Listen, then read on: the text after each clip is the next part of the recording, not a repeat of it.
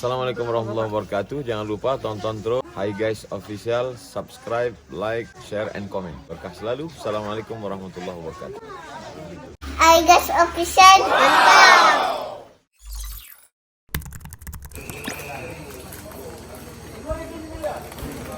Bagus. Iwan membeli kipas dibeli di toko Mbak Desi. Kita ini sedang membahas bagaimana alat kontrasepsi. Kita sekarang sedang mencoba untuk membahas bagaimana cerita yang hari ini sedang heboh itu di Indonesia. Sejak PP ini ditandatangani oleh Presiden, kita tidak mendengarkan atau tidak membaca ada gerakan ataupun protes dari organisasi-organisasi Islam besar gitu atau ulama kiai gitu terkait dengan PP alat kontrasepsi ini. Bagaimana Ustadz melihat hal ini? Ini sepertinya yang menjawab Tuan Guru kalau ini. Ya Ustadz, terkait dengan hal PP ini Ustadz.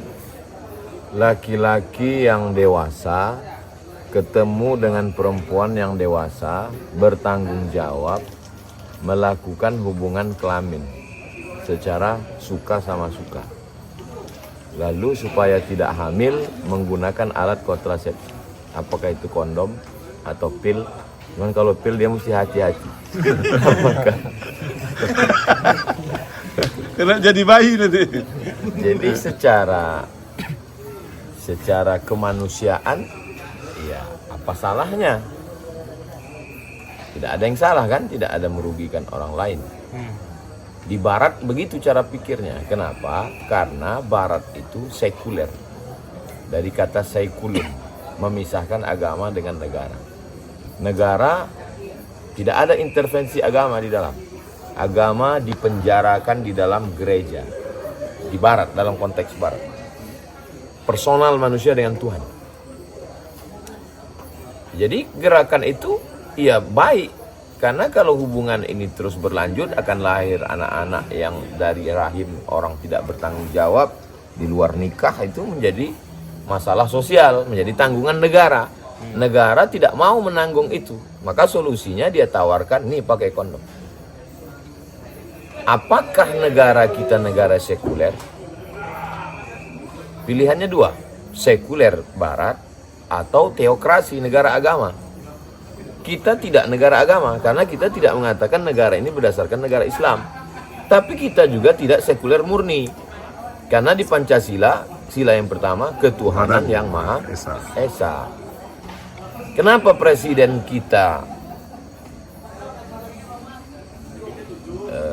kiai?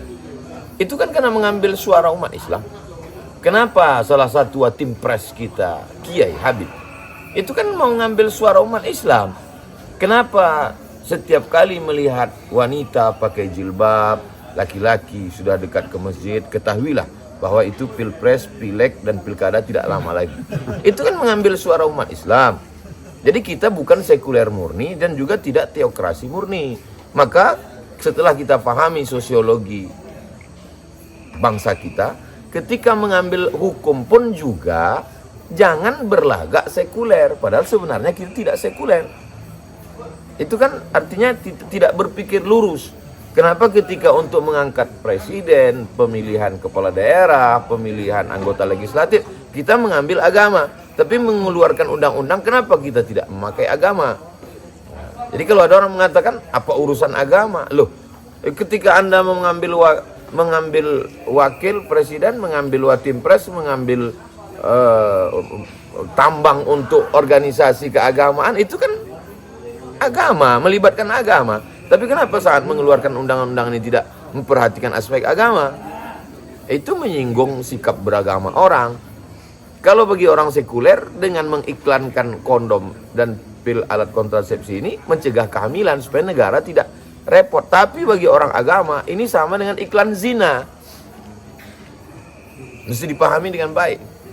Nah, jadi bagi semua tokoh agama, ormas-ormas keagamaan, mesti diluruskan. Pengambil kebijakan, legislatif, eksekutif, yudikatif, ini mesti ada oposisi. Dia tidak satu posisi, mesti ada oposisi. Oposisi dalam demokrasi itu bukan barang haram. Kita bukan tinggal di kerajaan. Oposisi itu sebagai penyeimbang supaya manusia ini ada remnya. Kalau tidak nanti dia akan terus. Nah, jadi dalam konteks ini saya sebagai seorang muslim mengingatkan dalam kerangka amar ma'ruf nahi munkar wa tawassaw bil haq wa tawassaw bis sabr, maka ini mesti diluruskan, karena kalau tidak ini menjadi iklan zina bagi anak-anak muda di masa akan datang. Demikian. Jadi kalau Ustadz berpendapat PP ini harus dicabut, Ustadz. Oh iya, karena tidak sesuai. Itu inkonstitusional. Konstitusi kita apa? Konstitusi kita bukan sekuler murni, bukan teokrasi murni. Konstitusi kita beda dengan Barat. Konstitusi kita memperhatikan aspek agama. Maka segala hukum yang dilahirkan oleh konstitusi itu mesti. Hukum adat berlaku di negeri ini, hukum adat.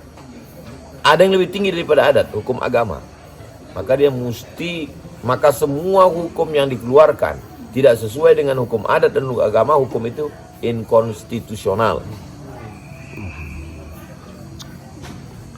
Gimana? Boleh? Setuju. Yang lain? Dit, gimana Dit? Nih Ustadz kita dari Medan. Karena Hah? pendapat Antum Tuan minum di cangkir, pergi memancing membawa kail. Orang ini susah berpikir karena masih memikirkan pil. Jadi begini, saya sedikit lah ya. Makanya perlu pil awet muda ini tadi untuk menjaga bapak-bapak jangan melakukan perzinahan. Karena kalau pil awet muda ini dikasihkan sama ibu-ibu, mudahlah dia. Jadi bapak-bapak tidak terpikir lagi untuk berzina. Yakinlah. Makanya ciptakanlah pil awet muda ini tadi. Tapi jangan banyak. Jangan banyak sekali makan.